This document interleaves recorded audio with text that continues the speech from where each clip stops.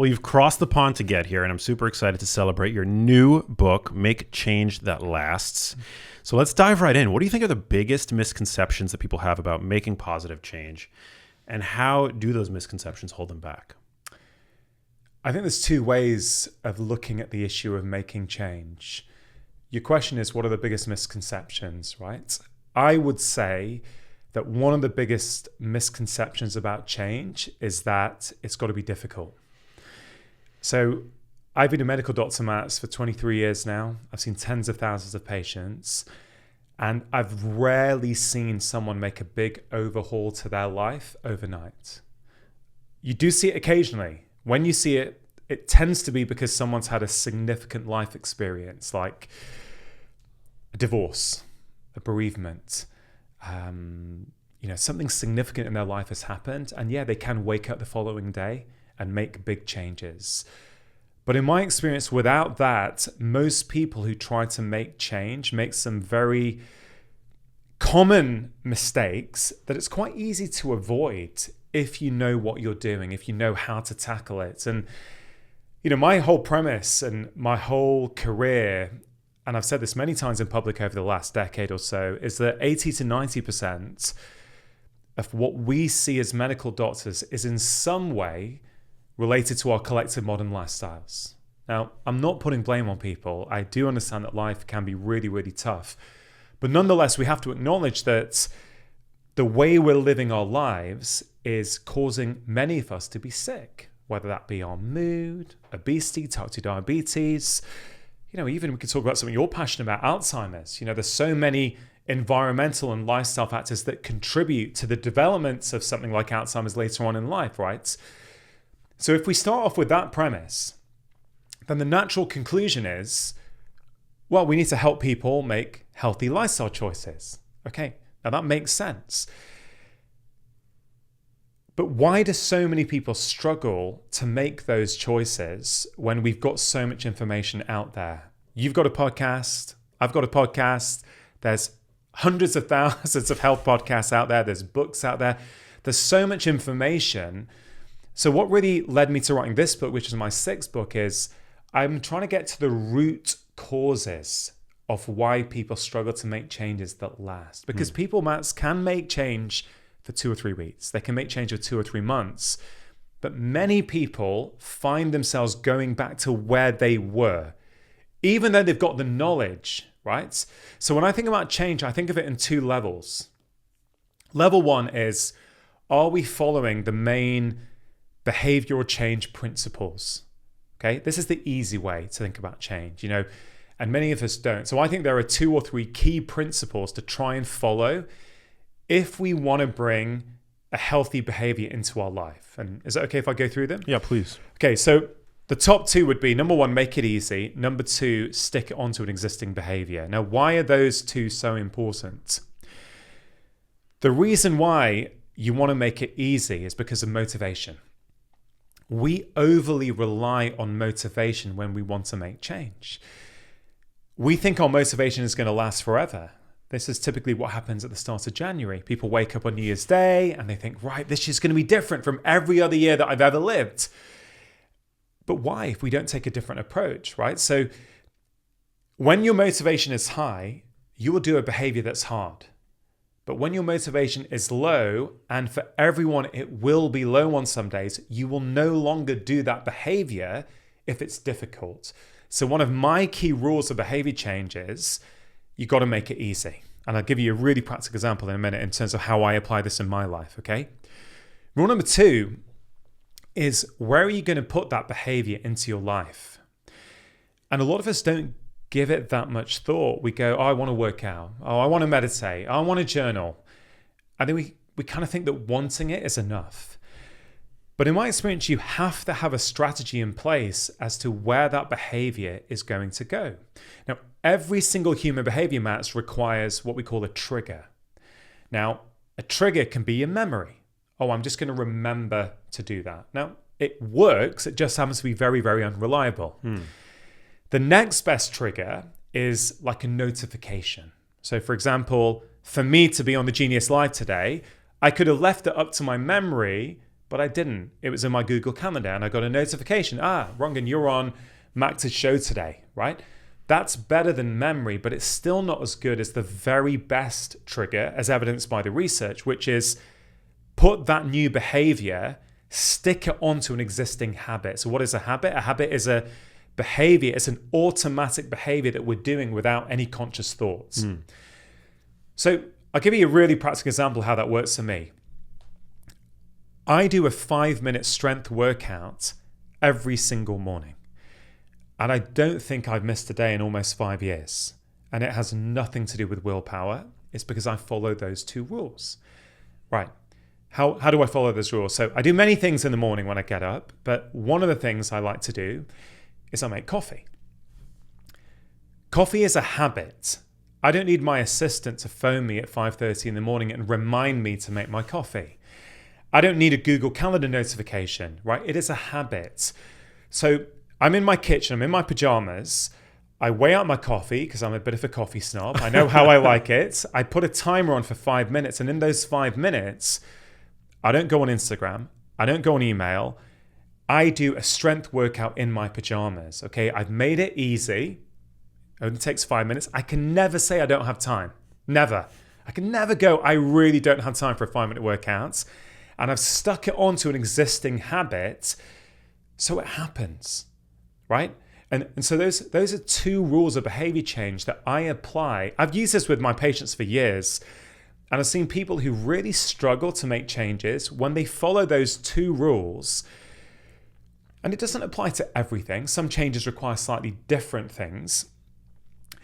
It does something really powerful, Max, because some of your audience may be thinking, yeah, but what's 5-minute strength training going to do really?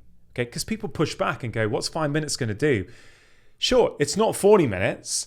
But there's something powerful about doing an action for yourself every single day. It builds momentum. It builds self-esteem. Every morning, I show myself with real life evidence that no matter how busy my life is, I've still got 5 minutes to look after myself. And I think I stay in pretty reasonable shape. Okay. Yes, I'll do other things. I've got sandbags in my garden. I've got kettlebells kicking around the house in my studio that I use, but it's like toothbrushing for me. I always think toothbrushing is a great example, Max, because if you think about toothbrushing, it wasn't a habit for you or me when you were 3 years old. Well, unless you were some sort of, some child prodigy who suddenly was like, okay, do you know what I mean? We had our parents reminded us and constantly said, this is important. The reason toothbrushing, or one of the reasons it's become a habit for so many of us, is because it's only 2 minutes. It's done at the same time. It's really easy. When we go into the bathroom, everything's there. So it's actually very easy to form a habit. We don't apply those rules when it comes to health. We try and make it really, really difficult. And because I've seen so many patients over my career, I've just seen that for most people, when you start small and you build up these habits with consistency, you start to change the way you view yourself, right? You build up that momentum, and then it leads to what I call a ripple effect. It makes it much more likely that you're going to do other positive actions for your health later in the day. I've got many patients over the years, Matt, who struggle with their mental health. And often there's an apathy, there's a lack of motivation. People feel stuck. They can't make change, and they feel that change is too hard. And with many of my patients who were feeling like this, I started them with 5-minute health interventions, and it almost always works because they don't think they can make change. They suddenly realize how easy and how quickly they can start to change how they feel, and it builds momentum. And momentum is one of the most powerful forces, I think, when it comes to creating change. Momentum certainly trumps motivation. For sure. And so I said earlier that you can think about this in 2 levels, in 2 different ways. Level 1 is what I just mentioned. How do you actually create healthy habits? But in Make Change That Lasts, my new book, I've gone one step deeper than that. And I believe this is the most important book I've written. I really genuinely believe that, because I think that the real reason why many of us struggle to make changes that last is because we don't realize that our behaviors are belief driven, and we think our beliefs are fixed, but they're not. Right? Our beliefs are just things that we've absorbed from culture and our upbringing and our childhoods. And so what I've tried to do in this book is go really deep and go, no, we are overly reliant on certain ideas and certain things in our world. And because we're so reliant on them, if I can help you become less reliant on those ideas, I believe I can help you make changes that last. So let me give you an example. Chapter 1 is called Trust Yourself. And I say that we are overly reliant on experts. Okay, now I'm saying this as a so-called expert myself. You're also an expert. You've written some brilliant books on, all kinds of things, and brain health and the foods that we can eat to improve our brain health and those sort of things. I passionately believe that one of the things we've lost these days, Max, is an ability to tune into ourselves and listen to what is working for us. Intuition. I believe this is a huge missing part of health. And one of the reasons we have all the diet wars and the conflict online and the fights is I think there isn't this recognition that no one thing works for everyone. Different things work for different people. And so I would find, maybe you've had this on your podcast as well, Matt, I would find that I talked to one very well-credentialed guest about one topic. They'd have a certain view. And then maybe 2 months later, I talked to another well-credentialed expert who maybe has a different view. And let's call it, you talk about food a lot, right? So let's say diet. And then I would get loads of DMs or comments on YouTube from people saying, hey, Dr. Chatterjee, I don't know which expert to trust. Like both of them sounded really, really good and really reasonable. And they backed up their case with loads of evidence. I'm really confused. Which expert should I trust? I believe, Matt, so that's the wrong question. I don't think the question should be which expert should I trust. I believe the question we should all ask ourselves is, why do I no longer trust myself? Amen. I really believe that, right? I want people to listen to what I'm saying today or what you're saying. Listen to it. I'm not saying ignore experts. Listen to experts, but then put it through your own filter. And then in terms of what is the right diet for you, and I'd really welcome your thoughts on this, but you know this full well. You did an Instagram post on this, right? I think it's one of your pinned posts about the things you've learned in your first few years of having this podcast. Like, you can find evidence to support anything. So, for example, and again, I really respect these guys. I've had Dr. Chris Palmer on my podcast, right? Psychiatrist, Harvard. He has shown with research that a ketogenic diet can be transformative for some people with mental health problems. Like, he has shared loads of case studies of patients with, let's say, bipolar, who going on a ketogenic diet has almost got rid of their condition in terms of their symptoms, right? At the same time, you could talk, I think you have as well. I spoke to Professor Felice Jacka a few years ago. She published the first randomized controlled trial showing that your diet can massively impact your moods. You know that trial very well. The SMILES trial. The SMILES trial back in 2017. Yes, it was a small size. I think it was 67 people. But, a 12-week intervention of a modified Mediterranean diet showing, in the group who changed their diet, I think it was a 32% remission rate compared to 8% in the control group. That was the first time, to my knowledge, we'd seen a randomized controlled trial showing that diet can influence depression. And so then people go, well, this is really confusing. I don't think it's confusing.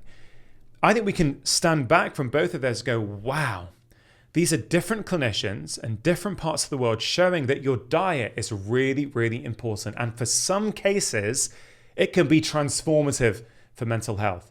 Great.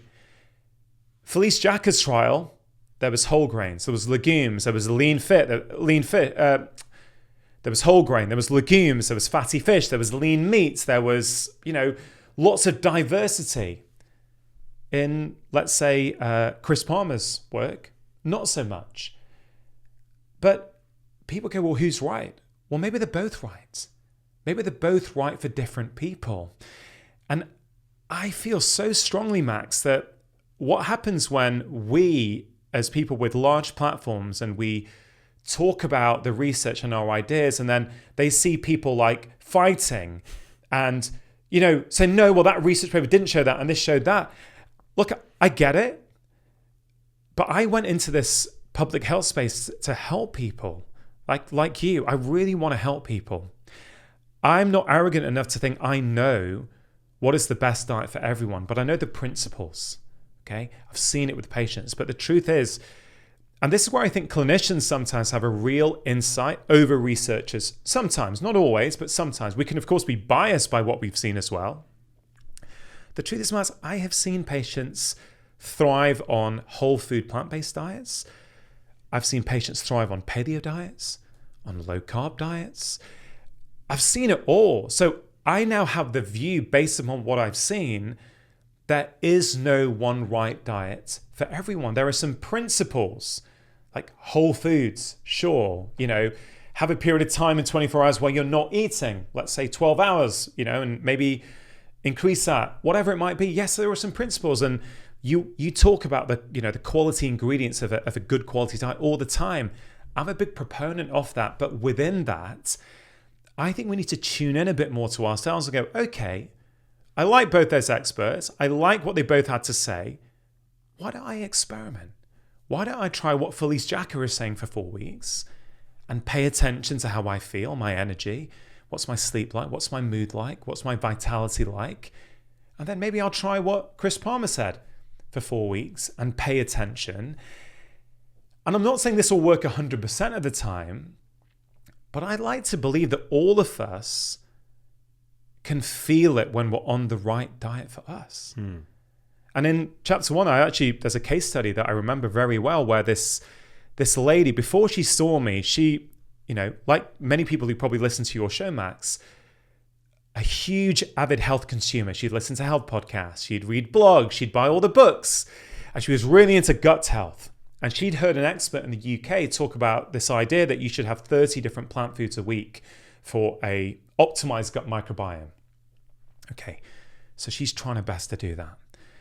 And every time she increases the plant foods in her diet, she's getting bloated, she's getting constipated, she's having stomach cramps, she doesn't feel good in herself. And she feels as if she's a failure because she's trying to follow the expert advice. And I remember she came to see me and I said, hey, listen, I'm not saying that the advice that expert has given out is wrong, but all I'm saying to you is it may not be the right advice for you at this point in your life. So I remember I said to her, no piece of advice I think works for absolutely everyone. So if you're interested, why don't you let me help you experiment with a few different variations to see if we can find the right diet for you. And, within a few weeks, we managed to. And what she needed at that point in her life was a more low-carb type diet. Nothing extreme, but relative to where she was. And she was having 5 to 10 different plant foods a week, plant foods that she tolerated. And then suddenly her life changes. She's got energy, she's got vitality, her stomach's gone flat, her constipation's gone. She's feeling really good. I did her blood tests. They all look really good. I said, hey, listen, I think we found the right diet for you. And I've seen that over and over again. So I'm very conscious when I'm either on my podcast or with my books. I really try and provide patients and the public with frameworks. These are the principles of a healthy diet. Now, why don't you play around with that and let's see if together we can find the right approach for you. I mean, what's your take on that, Matt? Because you've written some brilliant books on food and nutrition, and you may have a different perspective to me. I'd love to hear it. But yeah, no, I completely agree. I think people need to see themselves as N of one experiments and be willing to be a receptacle from which to absorb all of the expert advice that they hear on your podcast, on mine, and elsewhere, but ultimately to not be afraid to experiment, because these arguments I find tend to happen at the margins, like the 1% to 2% of areas where even academics disagree, right? Yeah. And that's what scientists do. Scientists literally, their job is to fight, and to disprove things. But I think when it comes to arriving at a practical solution for your health problems, I think expert advice can only take you so far. And I also think it's really important to be realistic about the power of nutrition relative to other lifestyle variables. Like nutrition will get you to a certain point, of course, but also, if you're not minding your activity levels, if you're spending all day sedentary, I don't think there's any diet that's going to counter the effects of a lifestyle that's fully sedentary. Yeah. And thankfully, I think few people are fully sedentary, but there's diet, there are all these other variables. So I think just to perseverate and to hyperfixate on, diet. I'm using diet as an example to try and illustrate the point that actually, of course, I know you are. we need to self-experiment a bit more. I think what a lot of people don't realize is that the model which we get taught as doctors, it's very much influenced by the scientific model with good reason, but we put the randomized controlled trial on a pedestal. Yeah. Like, this is the be all and end all. And yes, randomized controlled trials are fantastic, but they don't necessarily always help you with the patient in front of you. That's what I realized early on in my career, because it kind of deals with averages. So let's say to test a drug, for example, for a particular condition, let's say high blood pressure, it's a good model to go, okay, 100 people, we're going to give the drug. 100 people with blood pressure are going to get the drug. The other 100 people are going to get something else, the control group. And then we, give the intervention for a period of time. And then we assess, was there a statistically significant improvement with that drug? If there is, it comes into practice. If there isn't, it doesn't.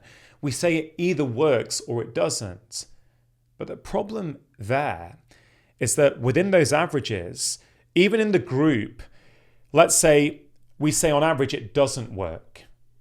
Well, for some people it would have worked. And that's what I've learned as a clinician, is that these trials are very helpful on a population level. But on an individual level, we don't know if that is relevant for you. And so I believe we have to get back more to this N=1. I'm not saying ignore the science. The science is great to look at, to inform us, to help us see patterns. But then you have to put it through yourself and go, is that the right approach for me? The other problem, or the potential downside of looking at health through the lens of these reductionist trials, is that, humans are not that reductionist. There's all kinds of inputs going into our body. That's just one input that we can narrow down and study in a lab or in a trial. But then when you have a patient in front of you, there's all kinds of factors to consider. And we're not testing multiple factors. We're testing one factor at a time. And for all of these chronic health problems that we're seeing, that frankly are afflicting most, they're the problems that are walking into most medical surgeries all over the world. They're multifactorial. There are multiple inputs going on. So you mentioned before about nutrition not being the only factor. My first book, which was called The 4-Pillar Plan, and in the US was called How to Make Disease Disappear, much more punchy title for America. I set out what I considered back then the 4 pillars of health: food, movement, sleep, and relaxation. And the case I made back then, which I still stand by, is that these are the 4 key factors that not only have the most impact on our health, but we also have a fair degree of influence over them. You can talk about air pollution, but the problem is we can't actually do that much about air pollution. So I always want to empower people. So those 4 pillars were like, you don't need to be perfect in any one area, but you do need to pay attention to all 4. And what I used to find, and I still find, is that people tend to focus on their favorite area. So if you're into nutrition, let's say, and maybe someone's listening right now who can resonate with this. Like if you're into nutrition and your diet is already 90% good, but you're only sleeping 5 hours a night, I contend that you're going to get more benefit for your health and your overall life by bringing up that 5 hours to 6 hours, instead of trying to make your 90% diet 95% good. Yeah. Right? I think we focus in the wrong areas. I think you're only as good as your weakest link. So I think that 4-pillar approach is quite useful for people. And I always say to people and patients over the years, I say, hey, listen, which pillar do you think you need the most work in? Because I think most of us intuitively know. And I say, okay, why don't you start there? Because if you're already really good at your nutrition, it's 80% good. I don't think you're going to get really that much improvement by taking it from 80 to 85%. You know, when your stress is through the roof, or you're not moving your body, you can't even find time for a 30-minute walk each day. It's about that balanced approach. So I totally agree. We need to look at it more holistically. What I've tried to do in Make Change At Last, Max, is even go one step further than food, movement, sleep, and relaxation. Go even more upstream and go, the views you hold about the world, the way you interact with the world, influences your lifestyle choices. Can I give you an example? Please. So let's say, for example, you're someone who's quite reactive to the world around you. So let's say you're driving to work and someone cuts you up in the road, right? So because of the way you see the world, maybe because of your stress levels, you get amped up. You get really mad at the driver. You start screaming in your car. You start saying they shouldn't have a license. They need their eyes checked, whatever it might be. And I'm not criticizing. I used to be that person, right? So I get it. What we don't realize is that we have generated emotional stress by our response. And that emotional stress is not neutral. We will have to dissipate that emotional stress in some way. Now, there's many ways we could do it. We could do it in a healthy way by going for a walk or go to the gym. Or what is more common is we get to work and we have that sort of discontentment, that internal discomfort, and we have an extra coffee, another chocolate bar, a soda. Like, more often, and I've really examined this over the years with my patients, often these behaviors that we're trying to help people change are downstream from their emotional reactions. We're seeing it at the moment in the US, right? I'm recording with you the week after the US elections, right? And oh my God, the division that we see in the UK that's going on here online is huge. But too often, Max, this is something I'm so passionate about, I have been for many years. Too often we try and change a behavior in our life without understanding the role that behavior plays. So let's take alcohol as an example, okay? Many people are trying to reduce how much alcohol they're consuming. They might see it on their Oura Ring or their Whoop bands, and they go, yeah, it's affecting my sleep. I want to reduce how much alcohol I'm consuming. Now, for some people, more knowledge is what they need, right? So they tune into your podcast, you talk to someone about alcohol, and they go, oh, wow, I didn't know it's doing that to my mitochondria, to my liver, to my brain cells. Oh my God, right, now I know what it's doing, I'm going to stop. But I do believe that's quite rare. If alcohol is your way of managing stress in your life, you can white knuckle it for 2 or 3 weeks. You can stop drinking. Like, let's say January. You can do dry January, stop for 4 weeks. But what I've seen happen time and time again is people in February, by the end of February, they're back to where they were before. Why? Because the underlying driver to that alcohol behavior was never addressed. So if stress is the driver to your alcohol behavior, you're never going to change that behavior in the long term unless you either reduce stress or you find an alternative way of managing your stress. Does that make sense? Yeah, of course. And I'm really passionate about that. I believe that one of the reasons we cannot make changes that last is because we don't look at the root cause of our behavior. We go, oh, alcohol's bad for me, I need to stop. Sure, no problem with that, but often you need to go one step deeper. And I think this book's going to help people go that one step deeper and go, this is why I use this behavior in my life. This is why I use this behavior in my life. Because once you change that, behavior change actually becomes quite easy. You naturally start to make better choices. And I've experienced that in my own life. You know, Max, I used to be really hard on myself. New Year's Day, I'd make harsh resolutions. And after 3 weeks, if I slipped, I'd beat myself up in my mind. I've gone, particularly since my dad died, I've gone in and done the inner work. I've gone in to see what triggers me in life. Why is that triggering me? How can I change my viewpoint on that so that no longer triggers me? And once you start developing that internal calm, you naturally make better choices. Like, I don't need to go and have that binge on sugar anymore because I'm not creating that emotional stress in the first place that then requires it. Is this landing for you? Because I'm kind of feel it's not, I don't feel this is spoken about enough in the health space. And it's something I'm really, really passionate about. So if you disagree anyway, I'd love you to push back. To put it another way, you're saying that behavior change for many is often putting the cart before the horse. The horse being whether it's changing your belief structure or getting to the root cause of what's driving those behaviors, whether it's stress or poor sleep. We know that poor sleep can drive overeating, for example. Yeah.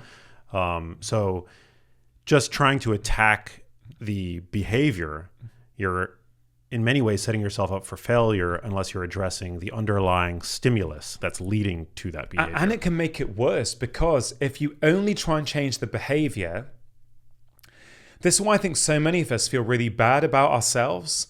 Like, we don't think that we can stick to stuff. We get to January every year and I'm like, yeah, I didn't manage. I'm not trying hard enough, right? This year I'm going all in. This is the year where I cut sugar, right? I meditate for 20 minutes every morning. This is the year. And look, each to their own. I've tried that strategy. And I feel that strategy for so many people is that you're working against yourself. You're trying to overcome the way that you are. And that will only last so long, but you will revert back. And I believe there is another path available to us. And that's the path I write about. I believe that once you actually create a sense of inner calm, we don't talk about this enough in health. Like I start off the book in the introduction with a medical colleague of mine a few years ago. She was a GP. She knew everything about the pathophysiology of type 2 diabetes. She was always sending me the latest article. She'd put her take on the research paper. She knew everything. And then one day I got a call from her to meet up because she was really upset. What happened? She had a patient with type 2 diabetes in her clinic. And she was in the middle of explaining to that patient why excess sugar and excess ultra-processed foods were contributing to his health problems and his diabetes. And he just stood back and he said to her, "Doc, why should I listen to you? You're fatter than I am." And she said to me when we met up, she goes, "The thing is, Rangan, he was right. He was absolutely right." And he said, there I am trying to educate him. And in my drawer, I've got a big bag of Cadbury's Giant Buttons. So she knew everything in her mind. She knew all the papers. She could cite you all the research papers about the benefits, but she couldn't change it in her own life. And I use that example because I think it's a very powerful example that for some of us, knowledge or external knowledge is not necessarily enough, right? We need it for sure. There's some people who don't know the basics about nutrition. Sure, let's teach them. Let's help them understand. You do that beautifully well. What are the key ingredients that your brain needs for healthy brain function? Great. But then we also need that inner knowledge. When do we start to go to these certain behaviors that we know we shouldn't do or we're trying to avoid?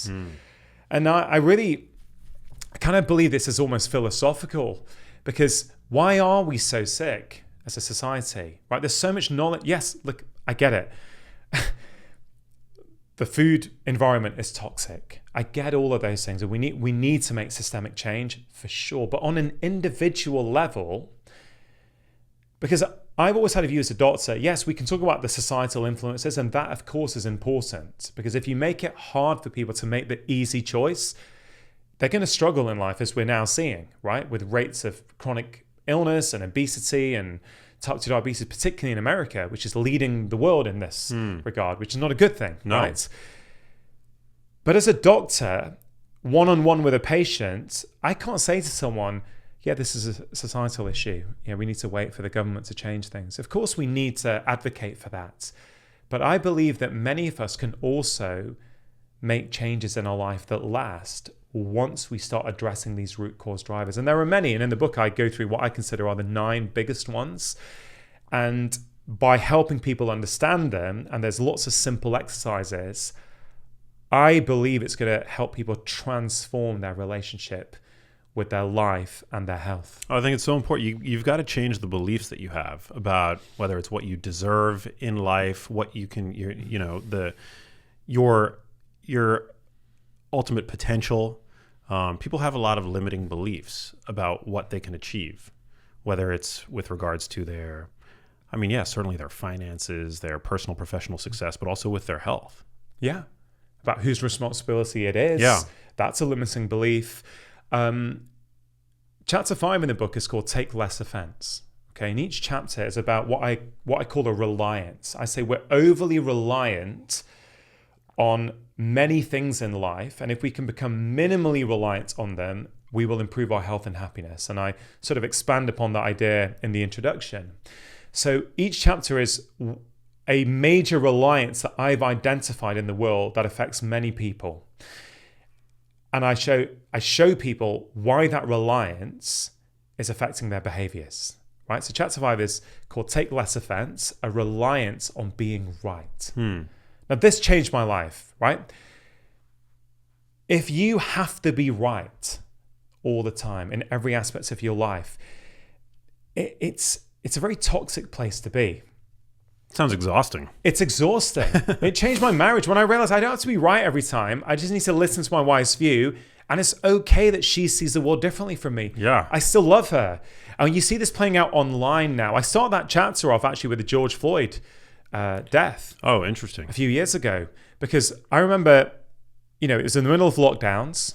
So we're in the UK. And obviously it was global news when George Floyd died. And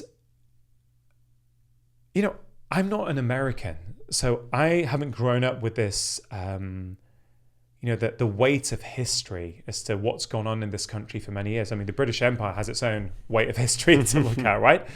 But I remember when that happened, and everyone's feeling really psychologically tense anyway because we're all in lockdowns all over the world.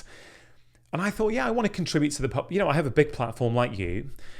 I don't comment on every news issue. In fact, I don't comment on many, right? I choose to comment on things that are relevant to what I'm trying to do in public. But that really brought up a lot of things to me, including the racism that I had experienced a little bit, or my family when we were younger, and also my wife. When my wife was a little girl, she can still remember she was sitting in her living room in the north of Manchester, and a local nationalist party threw a brick through their window. Wow. Right, so she's a little girl. She can still remember a brick smashing their window and coming in. That creates some trauma. That will create some trauma, big style, right? So all that came up for me.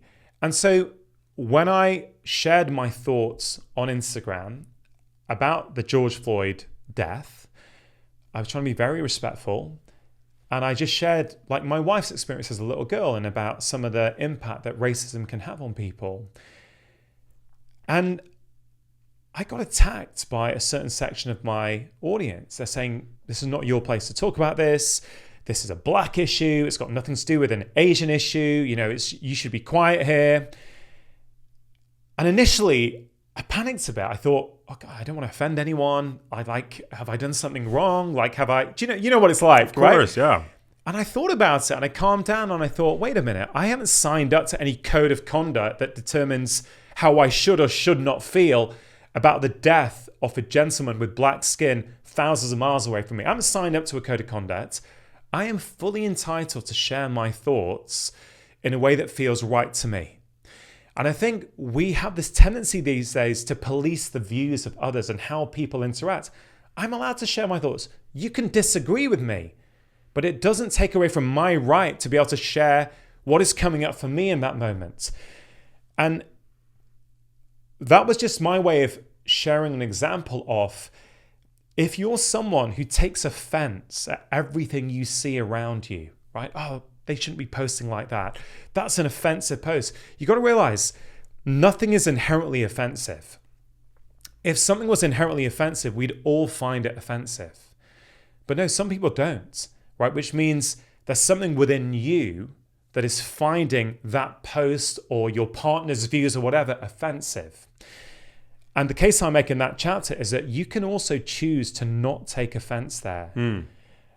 Like, because if you have a reliance on being right and everybody agreeing with you, like, if you think about it, there's quite an arrogant perspective to take on life. That in this world of 8 billion people, everyone's going to agree with me and my viewpoint. No, I see the world my way through the lens of my experiences. I'm entitled to. At the same time, someone else is entitled to see the world their way through the lens of their experience. I don't have to agree with them. I don't need them to agree with me.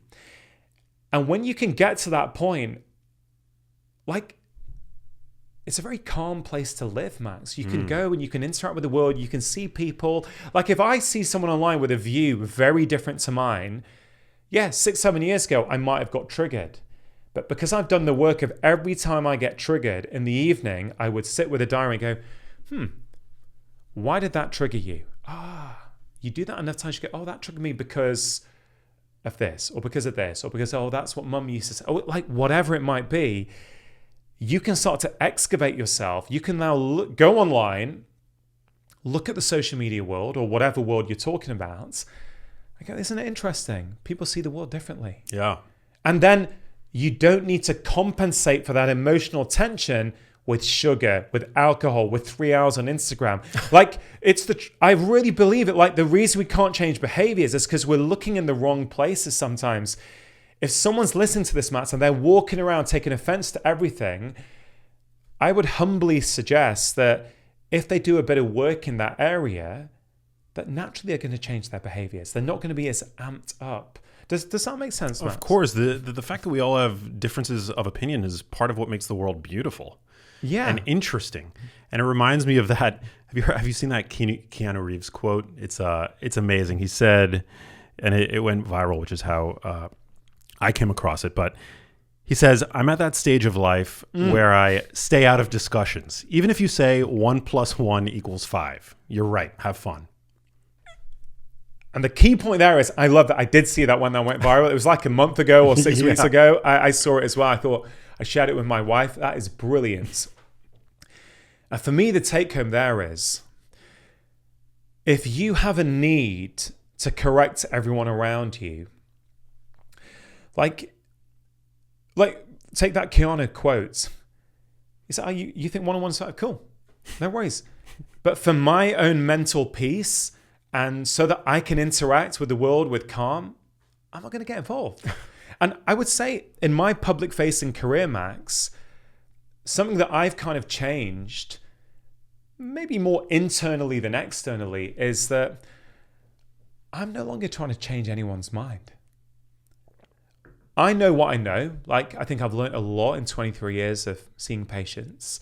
I've shown on BBC One primetime television what I'm capable of, right? I showed I still don't think this kind of documentary has been repeated anywhere in the world, where over 4 to 6 weeks with families who were all sick, they were all under doctors, they were all on pills. I helped a lady put her type 2 diabetes into remission in 30 days. I helped a lady with panic attacks reduce them by 80% in 6 weeks. I helped a lady with really severe menopausal symptoms get them almost non-existent within 6 weeks without the use of hormones, etc., etc. All with nutrition and lifestyle and mindset. I didn't use a single pharmaceutical drug. I know what I know, and I don't say that with any arrogance. Like, I've got a lot of experience, and I feel that I've done a pretty good job with most of my patients. I want to share that with people. If people like what I have to say and they're interested, great. If you don't like it and it's not for you, that's fine as well. There's quite a lot of other voices out there. Like, I find it, I tell you, I don't know, as a fellow podcast host, I don't know what you think of this, but look, I'm very lucky to have a podcast that many people listen to each week. And I love my show. I spend a lot of time researching my guests. I try and have these really deep, meaningful conversations. And some people will say, Rangan, you're the best podcast host in the world. at the same time, other people will say, you're the worst. You're annoying. You talk too much. I hate your style. And I'm like, now where I'm at in life, I'm like, you're both right. Like, if you don't like my style, I would say, don't listen to me. Most of my guests have been on other shows. Maybe choose a host. I don't reply. I just in my head, I'm like, hey, listen, you might be happier if you listen to a host that you do like. If I really piss you off, like, why do you keep listening to me and letting me know that? Just find a different show. Do you know what I mean? And I didn't have the emotional maturity 6 or 7 years ago to view the world like that. Well, you have to remember that there are people that hate pizza. There are people that are, right now having a miserable time at Disney World. So it's like you can't try to appease everybody. You can't. And the problem is, there's no way to do that. Chapter 3 is called Be Yourself, and it's about this reliance on being liked, which I used to have. And, I share very openly where I feel that came from in my childhoods. But I spent much of my life changing who I was to be accepted by others. Like, I really did. I don't know if it's the same for you or not, but for me, it's a huge part of my makeup. It makes you a people pleaser. You no longer know what you want because everything you do is about keeping everyone else happy. But I'm not like that anymore because I've recognized it. It was a reliance I had, an over-reliance on being liked. And now I want to be less reliant on being liked. Again, I don't want to piss people off. I'd like to think I'm a pretty kind, compassionate person who, like, the content I put out online, like, I never talk down about other people. I'm always positive and uplifting. That's not a criticism of anyone else. It's just how it's how I choose to live my life. I'm just not interested in changing people's view anymore. Yeah. Not everybody needs to agree, but as long as you've done your best and you've put adequate, sufficient thought into what it is that you're posting, and it is what you believe based on your assessment of the world and the data that you have access to, I think that's all that matters. And we want different opinions. Yeah. Do you know what I mean? We want those different opinions. So I think a reliance on being right is really toxic. Like, I heard a stat, this is a few months ago, it's probably worse now, but I heard a stat when I had your current Surgeon General, when he was last in London and he came on my show, Vivek Murthy. I think he shared with me that 1 in 6 Americans are no longer talking to a family member because of opposing political views. Wow. That was a few months ago. I don't know what that statistic is now because, since the election last week, people are going nuts online. Oh, yeah. I lost 40,000 followers. For sharing your view. For sharing my views, yeah. Yeah, so, and what's interesting about that is that people have a right to not see the world the same way as you. Right? They do. They don't have to see it your way. No. But if you're getting emotionally triggered by the fact that someone sees the world differently from you, I contend that if you do a bit of work on that, you'll be happier and healthier. Like, I really, and that's what it comes down to for me. It comes down to a choice. Like, something I don't know if this example lands or not, but I find it really useful. If a married couple have an argument, okay? So anyone listening now, if you've got a partner, if you're in a relationship, if you've ever had an argument, okay? If you haven't, okay, please, I'd love to hear from you and you can teach me what you're doing, okay? Exactly. But in essence, let's say sitting at this table, 2 people just had an argument. What actually happened? Well, it kind of depends who you ask. If you ask, let's say in a husband-wife relationship, if you ask the husband straight after over what happened, he's going to give you a perspective on what happened. You ask the wife, she's probably going to give you a different perspective. Who's right? Well, maybe they're both right. Maybe from their perspective, they're both right. And I know it sounds really obvious, but what it teaches me is that there are multiple perspectives to any situation. And your perspective is going to depend on, what sort of day you've had, what your upbringing has been like, what your trauma was like, how your parents brought you up. Like, I don't know, there's a difference between disagreeing with someone respectfully and going, hey, Matt, you have that political view. It's interesting. I really like you. Like, I'm saying hypothetically, I really like your books. I love what you stand for. I have a different view politically to you. these days, people make everything black and white. If they disagree with you on politics, some people go, I've seen this recently with some influencers. They go, I'm going to burn every book I've ever bought from you because they disagree with you politically. I was like, hold on a minute. This is a really immature approach. I say that with respect for people. It's very emotionally immature to think you either have to agree 100% with someone or 0%. Right. You can disagree with Max politically, but go, actually, he's written some damn good books on food.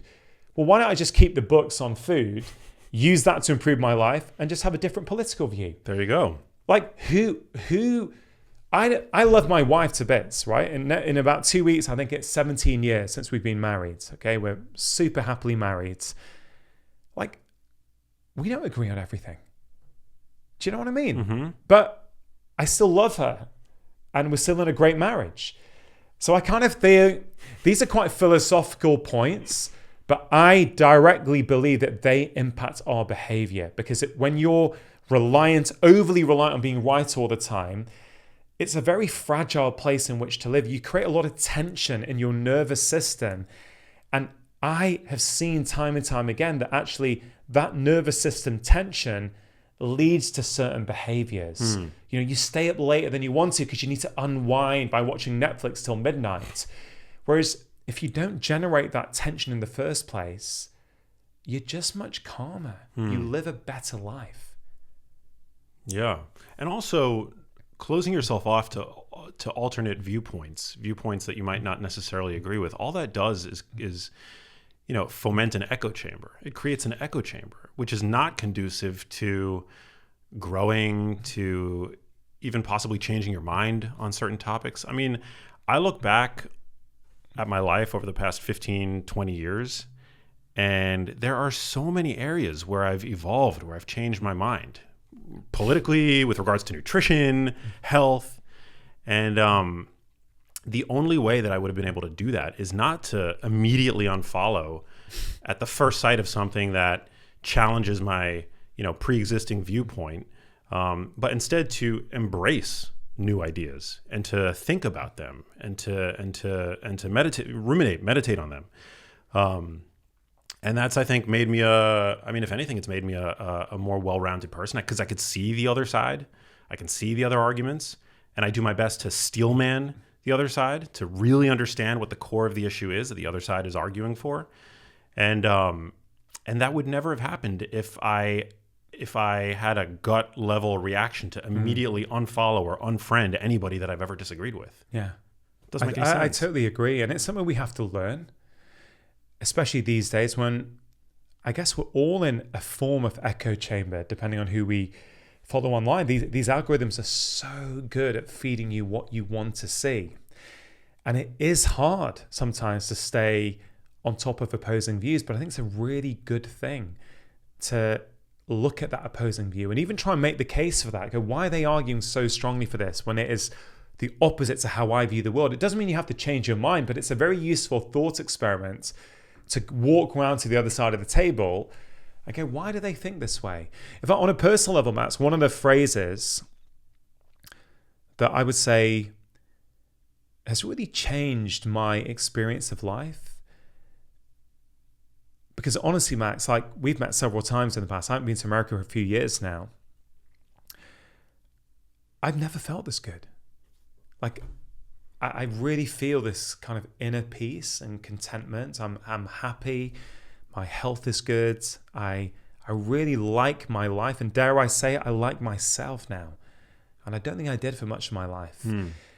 And a lot of the reasons I've got, a lot of the ways in which I've got to that place are in this book. This is why it's my favorite book that I've written and the one I'm most passionate about and the one that's taken me the longest to write. Because it's deeply, deeply personal. But one of the phrases that has literally changed me is, if I was that other person, I'd be doing exactly the same as them.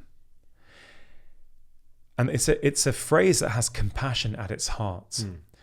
So instead of pushing people away who see the world differently or who are criticizing me or whatever it might be, I go, if I was that person with their childhood, with their parents, with the influences they had on their life, with the bullying they had, with the toxic first boss, whatever it might be, if I had their life, I would see the world in exactly the same way as them. It doesn't mean I agree.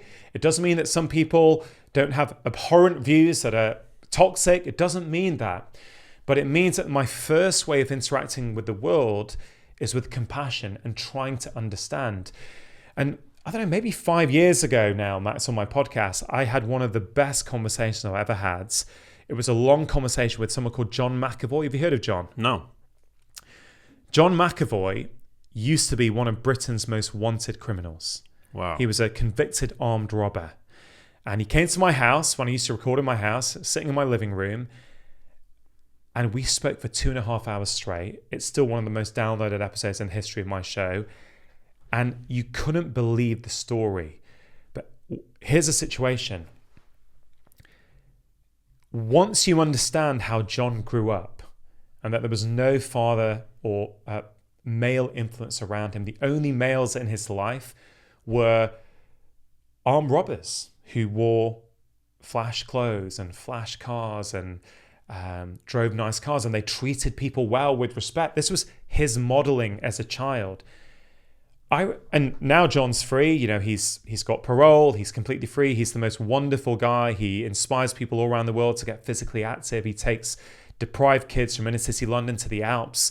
He's the most wonderful guy in the world. I would happily leave him alone with my children, even though he's a twice convicted armed robber with multiple life sentences. He was in Europe's most highest security jail. He was there, wow. Right?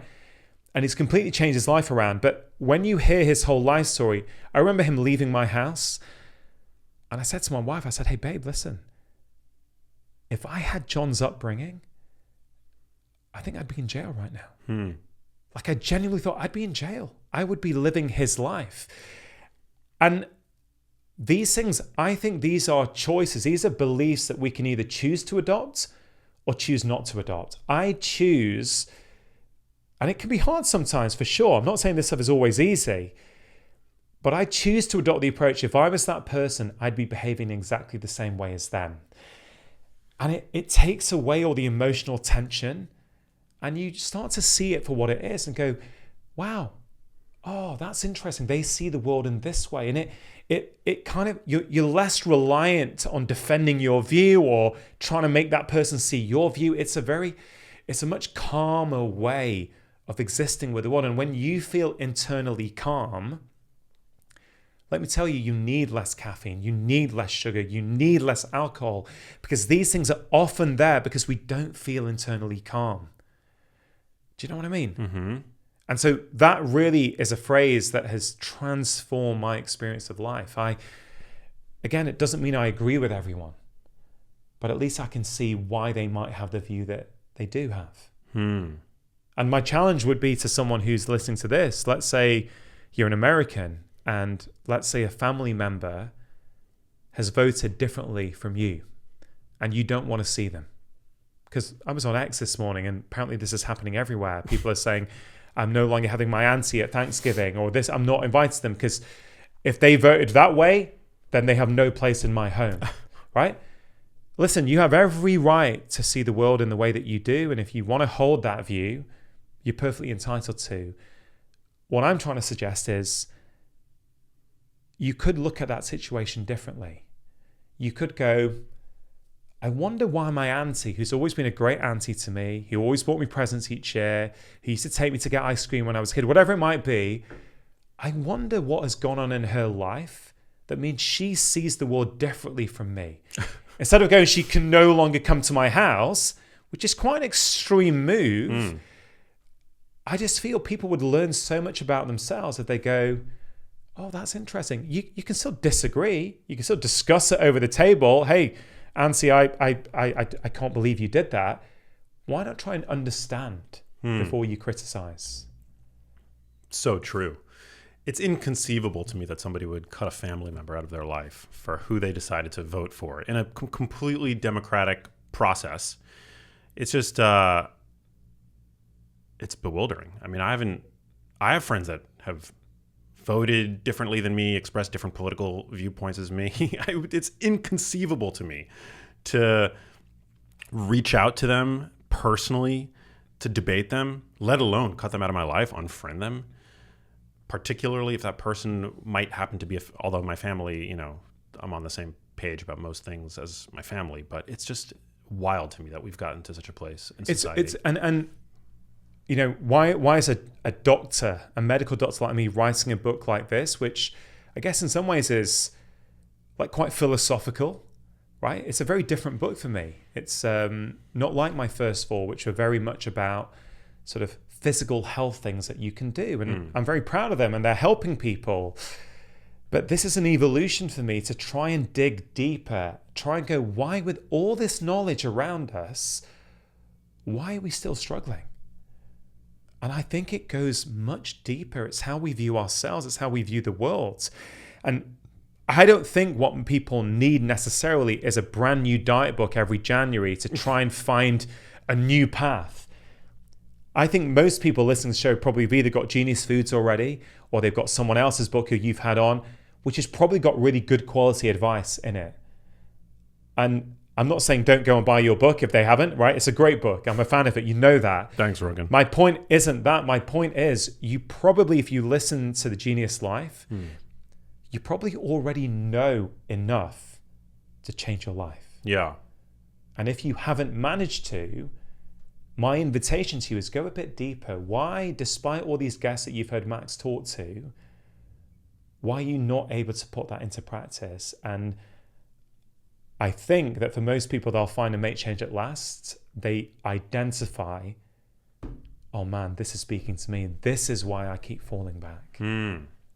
Well, for somebody listening, viewing this, who is perhaps just getting started on their wellness journey, what's one thing that they can start doing today that might have lasting impact? Okay. So the difficult thing with this question is that I don't believe there's one thing that works for everyone, because everyone comes to their wellness journey at a different point in their life for a different reason. If we think about that 4-pillar approach that I mentioned earlier on, it kind of depends where they're at with food, movement, sleep, and relaxation. So if someone's already pretty good with food and they're already sleeping 5 hours a night, they're probably better off focusing on their sleep. If someone's going to the gym regularly and moving regularly, but their diet sucks, they're probably going to need to focus on their diet. But let me zoom out a little bit and go, okay, can I give a generic piece of advice that's going to work for everyone? Yeah, I think I can. I believe that one of the most toxic things that we can do for ourselves is say we're going to do something and not do it. I spoke to Vanessa Van Edwards a few years ago. I think you did as well. Body language experts. And I don't know if you remember this or not, but Vanessa will say that when you're meeting a new person for the first time, you're asking yourself 2 questions. Can I trust them? Can I rely on them? But what I figured out, Max, is that we're asking ourselves those same 2 questions every day. Can I trust myself? Can I rely on myself? When we say we're going to do something and we don't do it, we send a message to our minds, our subconscious, that I can't rely on myself. I keep saying I'm going to journal every day, but I never do it. I keep saying I'm going to meditate every day. Yeah, I'm going to do it this year, and I don't do it. And going back to the start of this conversation about that 5-minute strength workout that I do every day, I did it in my hotel room this morning in Santa Monica. Like, I literally travel with my cafetiere and my coffee. Now, there's great coffee in Santa Monica, but the reason I travel with my own is it's like a grounding ritual for me each morning. So I'm in a hotel room, I boil the kettle, I put my coffee in, I put my timer on, and I do my 5-minute workouts. So I show myself each day that I can rely on myself, I can trust myself. Does that make sense? Yeah. It's really powerful at building momentum. So what I would say to your listener is this. Think about one thing that you want to introduce into your life. Right? Let's choose a small thing. If there's multiple things, try and choose something. Let's call it a 5-minute intervention, whether it's journaling or meditation or chopping up some vegetables or whatever it might be, and apply those 2 principles I said at the start. Make it easy and stick it onto an existing habit, and then do it for the next 7 days. If after 7 days you're not feeling different about yourself and your life, feel free to ignore me, ignore everything I've said, okay? But I bet that if you do it for 7 days continuously, and I'm only talking about 5 minutes here, you will have built up momentum. You will start to see yourself differently. You'll go, wow, I didn't think I could make change, but I actually can.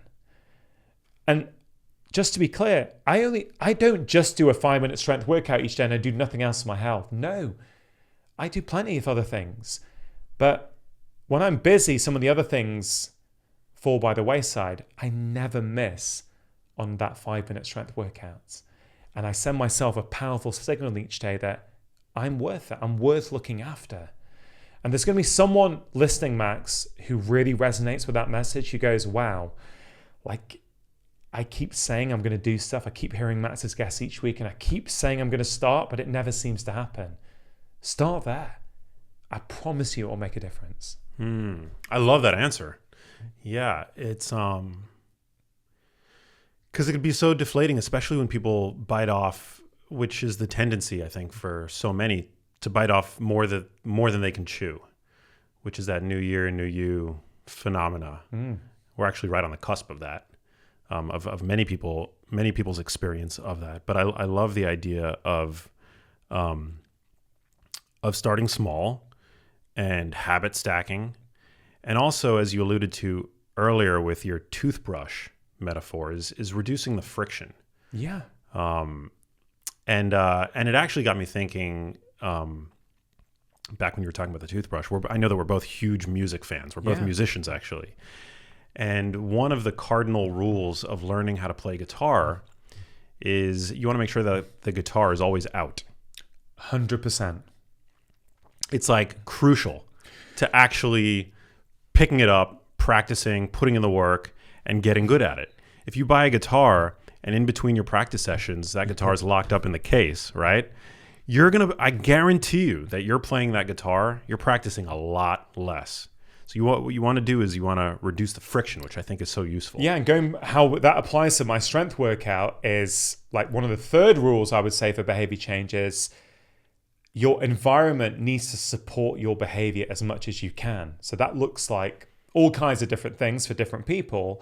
But in the context of that strength workout, in my kitchen, there's a dumbbell and a kettlebell out in the kitchen at all times. Your wife's cool with it? Well, I was going to say 5 years ago or so, she's like, hey, baby, like, are you going to leave that stuff in here?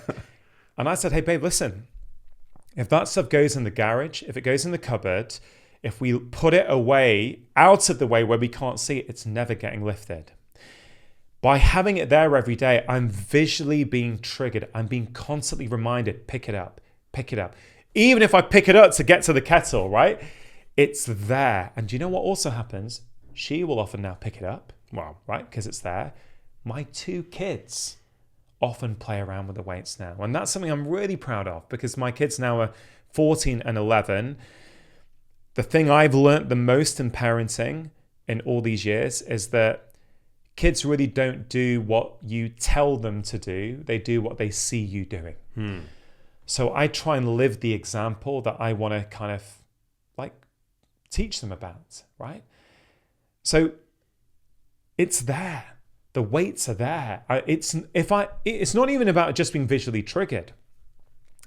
If when you went to the bathroom to brush your teeth, if the toothbrush was in a different room and the toothpaste was in a different room, you're not going to brush it as much. Some days you're going to go, oh, I just can't be bothered today going downstairs to find it, whatever it might be. You got to make it easy. If someone's listening to this and they've decided that they're going to put their health first and foremost in their life, I say, great. Now, don't just stop there with the intention, because you can have that intention, but if you don't have a plan, nothing's going to change. Think about what are 1 or 2 small things that you can go, right, okay, I hear what Max and Rangan are saying. I quite like, for example, that strength workout idea. And I've used that with so many patients. And I've had patients before who swore blind to me when they left the clinic. Right, doc, that's it. I'm going to do 40 minutes at the gym 3 times a week. 4 weeks later, they come back and go, I haven't been. Work's been busy. The gym's expensive. It's quite far to get to. And that's how this 5-minute thing came about. Because I remember one patient in particular, and they were beating themselves up. I remember saying to them, I remember thinking in my head, Rangan, like I never thought, I think I'm maybe unusual as a doctor, I never thought that they were being lazy. Like I never did, it didn't cross my mind. I just thought to myself, Rangan, you're clearly not giving that person good enough advice in the context of their life. So I took responsibility. Maybe you can argue that I shouldn't have, but I was like, okay, 40 minutes 3 times a week in the gym, even though the guidelines say that, even though that will benefit them, it doesn't matter because he ain't doing it. So if the guidelines isn't being followed, I can keep hammering down his throats, but nothing's going to change. So I said, okay, what if I was to teach you a workout right now? And I took my jacket off and I taught him 5 bodyweight exercises in my surgery. And I said, do you think you can do that? He goes, yeah, that's easy. I said, okay, I want you to do that for 5 minutes twice a week in your kitchen. He's like, what, 10 minutes a week? Are you kidding me? I said, yeah. He's like, yeah, that's really easy. I said, okay, I'll see you in 4 weeks. He comes back in 4 weeks. He's got a smile on his face. I said, how are you doing? He says, Doc, I'm doing great. Like it was so easy. I felt so good that now I do it for 10 minutes every day in my kitchen before dinner. So when he thought he had to do 40 minutes 3 times a week in the gym, so 120 minutes a week, he did 0 minutes a week. When he thought he only had to do 5 minutes twice a week, 10 minutes a week, he ends up off his own accord doing 70 minutes. Now that's a win, Max. That is a big win. And that particular patient, he was a 46-year-old chap who was a bit overweight, struggling with fatigue, struggled with his mood a little bit. That 5-minute strength workout has changed his life because it built momentum. It changed the way he viewed himself. And within 2 years, he's making all kinds of other changes. He goes for a 30-minute walk every lunchtime. He now meditates for 10 minutes every morning. He goes to sleep 1 hour earlier. All these things came off the back of changing his relationship with himself. And that's why, look, you're going to have some listeners, Max, who are already quite advanced in their health and wellness journey. You know, they're eating really well. They're looking for little hacks now. How can we make it even better? Even if they're at that stage in their life and let's say they go, you know what, I could do a bit more self-reflection. Maybe journaling is something I can bring in. Apply that 5-minute rule. Apply those principles and try it for 7 days. I pretty much guarantee you will start to feel a difference. Absolutely. And I mean, from an exercise standpoint, 5 minutes of exercise is... There's literature that shows benefit to that. They call it exercise snacking. Yeah. It's like a 5-minute exercise snack. I believe it was like pre-dinner was enough to stimulate a lot of the same changes that you see from longer duration workouts, like insulin independent glucose uptake, reduces postprandial blood sugar. Like there are benefits. There really are benefits. And again, we've got to this very extreme viewpoint where if it's not an hour in the gym, what's the point of doing anything? Yeah. I've had colleagues, medical colleagues. There was one female doctor I used to work with maybe about 10 years ago. It was longer than 10 years ago because it's before I had kids. And I remember in my pre-kid life, on the way to work at that practice, I'd get up early. I'd go to the gym at 6:30 on the way. And then I'd show up at work for 7:15 to start going through all the blood tests before the patient started at 8 o'clock. And one day I went in, she goes, how much do you do in the gym? I said, well, I don't do that much. I do about 15, 20 minutes. I have a quick sauna, get changed, then I go. And she's like, what's the point? I never go unless I can at least carve out a whole hour. I thought, wow, that's incredible. You will only go if you have an hour to go. That is talking about beliefs. That's a belief that is holding you back. Yeah. That's a core belief that you can keep trying to change your behaviors, but until you go upstream and go, why do I believe that? Well, what would happen if I choose to not believe that? What if I believe that 5 minutes is all that I need to actually make a difference in my life? Because that's the view I take. And I tell you, that 5-minute strength workout has changed my life because everything comes off the back of that. That's like, it's just like brushing my teeth. Like just as brushing my teeth is really good for my dental hygiene, that 5-minute strength workout each morning is good for my muscles. It's good for my physical health. And yes, some days I'll go to the gym as well. Some days I'll go and lift heavy things in my garden as well. But it's never a substitute for that 5-minute daily workout. Yeah. I mean, I can't tell you how many times I've gotten to the gym just to suddenly lose motivation upon entering it. And but I remind myself that even a crappy workout is better than no workout, and I've made it to the gym, so I pat myself on the back for that. And then maybe I'll do a little bit of light zone 2 cardio, or I'll, maybe I had anticipated, or maybe I initially wanted to, the plan was to do a leg workout, which, seemed insurmountable once I finally got to the gym. And then I decided instead to do something that I maybe enjoy more, like a shoulder day or arms or something like that. But in those moments, I think it's important to be mentally flexible and to pivot and to just, give yourself grace. And even if the workout doesn't end up going according to what the original plan was, you're still there. There's still things that you can do that you might enjoy. It still makes a difference. It all still makes adds a difference. up. It's that consistency. It's not about the perfect workout or the perfect day. Those things kind of don't exist. They don't. Right. And if you have a perfectionist tendency, that's what chapter 2 is about, this over-reliance on perfection. And I've had that. I absolutely have had perfectionist tendencies in my life. And we know that perfectionism is on the rise. It's not just social media. From the 1980s, all the research shows that perfectionism has been going up. Interesting. And it's really toxic because our growing rates of perfectionism are totally, hugely correlated with growing mental health problems, even things like suicide, right? And so perfectionism is really, really toxic. I think there are things that you can do that I outline in chapter 2 on how we can start to change our relationship with perfectionism. But I think these things are really important because it's these beliefs that we hold about the world, that there is a perfect workout or I can be perfect. You can't. We're all imperfect. And you actually have to embrace that. One of my favorite Stephen Hawking's lines: "Without imperfection, neither you nor I would exist." It's crucial. It's crucial to understand. Yeah. Imperfection drives evolution. 100%. Imperfection drives so much. Understanding and embracing the fact that you are imperfect and that you make mistakes, I think it's so important. That's something I've talked a lot about on my podcast over the last few years, maybe because it's where I'm at in life, is I talk about this concept of regret. And I had the good fortune of talking to Bronnie Ware 2 years ago on my show. She's the palliative care nurse who wrote the book, The 5 Regrets of the Dying. And if you read it or you know of it. Yeah, I've seen articles about it. Yeah, in essence, there was a period of time in her life where she was a palliative care nurse for 7 to 8 years, I think. And she wrote a book about the top regrets, because basically she said that they all say the same things on their deathbed, pretty much. And what do they say? They say things like, I wish I'd worked less. I wish I spent more time with my friends and family. I wish I'd lived my life and not the life that other people expected of me. I wish I'd allowed myself to be happy. Right? These are the regrets that people have at the end of their life, very, very commonly.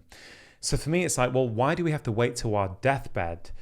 Why can't we learn from Bronnie and what she's found and then start applying changes in our life so that we're not on our deathbed having those regrets? And those regrets have really changed how I view the world and how I interact with my work. I used to overwork, right? I used to want to be perfect, and you get caught up in this cultural idea of what it means to be successful. But I've had a lot of societal success, but it generally hasn't made me happy. I had to get a few #1 Sunday Times bestsellers to go, it doesn't feel the same the third time as it does the first time. And it doesn't heal the inner pain that you might be feeling. I genuinely mean that. And I've gone inwards to go and heal all that and make changes in my life. So I do spend good time with my wife and my family. I do switch off every summer for 4 to 6 weeks. I know not everyone can do that. I'm in a fortunate position where I can do that. But when we talk about health and making changes that last, if you believe that your value in the world is dependent on you chronically overworking and working into evenings and trying to work into weekends and keep pushing it. Let me tell you, I have seen hundreds, if not thousands of patients over the years who thought they could keep pushing it year after year until they get sick. And when they get sick, you can be damn sure they wish they'd paid attention earlier. Like for many years, I would see a lot of autoimmune illness. And I would say 95% of the time, when I would do a timeline and look at their entire life history, in the 6 months prior to diagnosis, there was always heavy stress. Wow. Always, right? Well, 95%, so that's not 100%, but most of the time. Like, we don't realize what this chronically being on, this chronic stress is doing to our bodies. It is decimating us. There's statistics saying that 88% of UK workers have experienced some degree of burnout in the last 2 years. That is staggering. I would guess that in America, which is the land of the American dream, and that I can work harder and I can achieve anything. And there's plus points of that for sure. But there's also downsides. Many people are pushing themselves far beyond what they can cope with. And that's really knackering their health. In Japan, there's actually a word for being... death from work, right? What is it? Moroshi or something? Something like Karoshi or something? Yeah, I think you're right. Being worked to death. It's wild. Yeah. So if that's you, if your belief is that you're only of value if you are chronically working and you're working every weekend. Now, before I go any further, I recognize that some people are struggling to heat their houses and buy food. I get it, right? So if that's you, yeah, sure. You may have to be working that hard in order to look after your family. I have a lot of compassion for that. I really do. There's also people, though, Max, who are listening to this show who have got enough. They can afford decent food. They can afford to heat their houses and feed their family. So for those people, my question is, why do you keep working so hard? Do you honestly need to? Maybe you do, but maybe you don't. You know, one of my favorite phrases, Matt, that I think about a lot is from the Tao Te Ching. And in the translation that I have, the English translation says that true wealth is knowing what is enough. And let me tell you, man, I think about that all the time. What is enough? Ooh, that resonates. Yeah. I mean, when I came here, we were chatting in your kitchen, right? Yeah. About like, you know, we're in a fortunate position. We, you know, like society would regard us as two successful people, right? We've got best-selling books. We have hit podcasts. We get to talk to a lot of people. We, you know, we can put a roof over our head and, you know, go to the restaurants we want to go to, whatever it might be. We're in a very fortunate position, right? I know that not everyone has that as a luxury. So I think about that quote all the time, true wealth is knowing what is enough. I've got enough, Max. Like, I really realize I have enough. Like, I could keep pushing it. I don't have to take these summers off, but I've realized my kids are young. Like, I didn't get to see my dad the way my kids see me. My dad was an immigrant to the UK. He worked himself to death, literally. He slept for 3 nights a week for 30 years. He did his day job as a consultant at Manchester Royal Infirmary as a physician. He'd come home at 6:30 in the evening. He'd go upstairs. He'd shave. He'd come down. Mum would give him dinner. And then he'd leave the house at 7 p.m. and he would do primary care house calls all night. Come back at 7 a.m., have breakfast, go upstairs, shave, and then drive for 40 minutes into Manchester and be a doctor, right? He did that for 30 years. Of course, that contributed to him getting lupus at the age of 57, right? Of course it did. Sleep deprivation, chronic stress, not eating well. You know, yes, that would have combined with his genetics. And look, if my dad was alive, one question I'd love to ask him is, Dad, was it worth it? Because it's easy to say from my perspective, oh, Dad overworked. And I used to think that. But now I think, well, it's not fair of me to say that. My dad was an immigrant to the UK. He came there to give his family, me and my brother and my mum, and his family back home a better life. Maybe my dad would say, yeah, you know what, it was worth it. I sacrificed my health, but I gave you and your brother the best education that money could buy. Like, he might say that. And I'm like, oh, well, that's interesting. But I'm so influenced by my dad. But because he worked so hard and got sick, I'm like, the tragedy would be is if I follow in his footsteps. Like, I have that tendency within me. I could do that. But I've recognized that, wait a minute, Rangan, what are you pushing for? Like, yes, I have a stated public mission to improve the lives of 100 million people. Okay. And I believe that's possible. But I don't need to kill myself to do it. You know, with digital media now, with podcasts, this conversation can go to a lot of people. And I've made the decision, again, it may not work for everyone 3 years ago, that, hey, I don't have a boss anymore. I'm going to take 4 to 6 weeks off every summer and we go on adventures together. I appreciate, I'm lucky to be able to do that, but I don't intend to have those deathbed regrets, mate. Do you know what I mean? I've heard those regrets and I'm like, if I don't make changes, I will have those deathbed regrets. So I look at these things dispassionately and go, that's interesting. And how many people do you see around you, let's say even in this wellness space, that they're putting out one message online, but behind the scenes, they're killing it. Yeah. They're chronically underslept. They're chronically stressed out. They don't like who they are. I know plenty of people in our wellness world who feel that way. Yeah. And again, I have sympathy for them. I'm not criticizing them. I've just realized for me, I can't speak for anyone else. Everything for me is meaningless without the love of my wife and the love of my kids. So that's first and foremost for me. I don't know if this is making sense, man. It's making a ton of sense. But it's something I think about all the time. What is enough? I have enough already. Yeah. What is the quote again? The Tao Te Ching? True wealth is knowing what is enough. Wow. No, I love that. Well, dude, I love your compassion and your passion and your evolution. I think it's really admirable and yeah, I just think this is such an important conversation because you're right. The information is out there, and yet despite the increasing availability of said information, we do see that chronic disease is becoming ever more prevalent. Exactly. Yeah. When I started writing this book, I sat down, I was like, because I never want to write something unless I feel I've got something fresh and new to contribute. Oh, this is interesting, isn't it? Like, with all this knowledge, rates are going up. Physical health is getting worse. Mental health rates are going worse. Where's the disconnect? How can I help people, like, with that knowledge? The knowledge is important, but it isn't everything. It's, as I say, it's that external knowledge. Great. Learn about the foods that your brain needs, but then also learn about your own inner triggers. Yeah. Why do you see the world a certain way? Why, despite knowing that too much sugar is not helping you, why do you keep doing it? Yeah. But don't beat yourself up either, because that's not going to help you.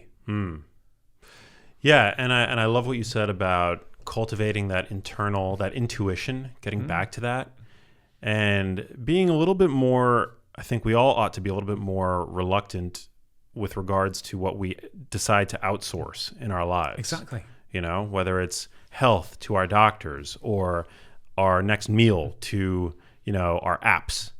I think it's really important to kind of rein it in a little bit today. Yeah, chapter 6 is about comfort, like an over-reliance on comfort. Yeah. And I make the case that all these diseases that we're struggling with, you can make the case that they are diseases of comfort. They don't exist to the same degree in traditional societies where daily life is a little bit uncomfortable. It's incredible. Human evolution and progress is remarkable, right? The fact that you can now, on that chair, you could stay there all day. You could consume content. You could watch your favorite videos. You could watch your favorite musicians. If you're hungry, you can go on your app. Literally, you don't have to move anything apart from your fingers. And in 20 minutes, you can have a beautiful, delicious meal delivered to your door. Mm-hmm. That is remarkable progress. That's insane. Right? It really is. But until about 50 years ago, our desire for comfort as humans was a good thing. Like, yeah, I'm cold all the time. It'd be good to have heating. great. That's a good thing. People are getting probably less colds and less pneumonia, whatever it might be. But we've flipped now where our desire for comfort as humans is now making us sick. And, one of my favorite things at the end of that chapter is I talk about discomfort rules. I say, listen, I'm not saying go back to living like a hunter-gatherer, right? I like air conditioning. I like heating. I like all the benefits of the modern world. But if I just go along with everything that's easy, I'm going to get sick. So I say, how can you bring in a bit of intentional discomfort I love that. into your daily life? Okay? It could be anything. It could be that at the end of your hot shower, you just turn it a little bit cold for 20 seconds. If that appeals to you, great. It may not. I have a rule, and I like rules. Some people push back against rules, but I like having discomfort rules where what I like about rules is that they take out decision making. So a discomfort rule I have in my own life that I implemented about 5 years ago is that I'm always going to take the stairs unless there's a damn good reason not to. So it just means that my default becomes I take the stairs. If I'm in London and I'm on the underground, I'll walk up the stairs and not get the escalator. Often I'm the only one, right? When I go to my local supermarket, if I park in the second floor car park, I'll never take the elevator down. I'll always take the stairs, and I'll walk up the stairs with my shopping. And guess what? My kids do it with me. So they see that as well. So I've decided I'm not going to outsource my movement to an electronic device when I possibly can. Now, I'm not perfect. Sometimes if I've got loads of luggage, I will take it, but it makes it my default. Does that make sense? I don't have to constantly think. When I got off at LAX after a long, 12-hour flight on Saturday evening, I've been sat down, right? And when you come off, obviously it depends on your gate, there's this big staircase going up, and there's 2 escalators and there's 1 set of stairs. I don't even need to think now. I'm straight onto the stairs. And I think I was the only one on the stairs. What about when airports have those people movers and you see people just standing there? Yeah. It's just transporting them from point A to point B. And look, let's not beat ourselves up, right? We've got to understand humans are wired for comfort. We've always tried to make things easier. That's why we have all this technological, this innovation. Yeah. But comfort is literally now killing us. And I think we all need to start thinking about little ways that we can start introducing a little bit of discomfort into our daily lives. And I love that chapter. There's so many practical tips in there. But, even without the book, hopefully there's things that we've spoken about that people can start applying immediately. Absolutely. So helpful. Well, where can people pick up your book, Make Change That Lasts? And also, where can they find you on social media? And how can they find your podcast? Yeah, so look, in all the usual places, Make Change That Lasts is out. UK, America, Canada, Australia, anywhere, any bookshop, Amazon, wherever you like buying books, basically. It's so also exciting. I think it's a pretty beautiful book, the way that we published it. Look at you. It's got pictures. It's got photos. We do it differently in the UK, a little bit differently. I think it's a really beautiful book to try and bring these concepts to life. But there's also an audiobook, which I narrate myself.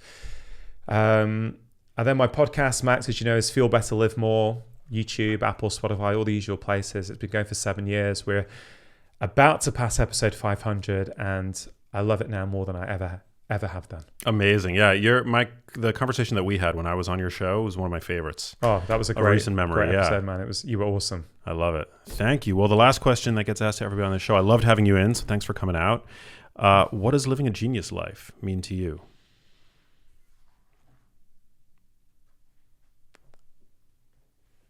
I think for me, in the context of what we have been talking about today, Max, living a genius life is a life where you ask yourself, what is enough? The definition of genius will be multiple for different people, right? I'm a genius at work. I'm a genius in my health, or whatever it might be. You could ask me this next week and I may have a different answer. But what I try and do these days is trust my heart in the moment and go, what does that phrase mean to me today? I think the true test of genius is knowing what is enough. And when you've got enough, if you have enough, it's recognizing that, being grateful for that, and not trying to keep pushing for beyond that. I think the biggest disease in society is the disease of more. More money is going to make me happy. More downloads is going to make me happy. More followers is going to make me happy. More. Like, we're drowning in more, so many of us. So I think today my answer for you, Matt, is a genius life is a life where we know what is enough and we're truly satisfied when we have enough. Amen. I love that. Well, thanks again, dude. You're the man. I so appreciate you. I'm very excited for your new book. And any chance I get to hang with you is one that I relish. So thanks again for coming out. If you liked that video, you need to check out this one here, and I'll see you there.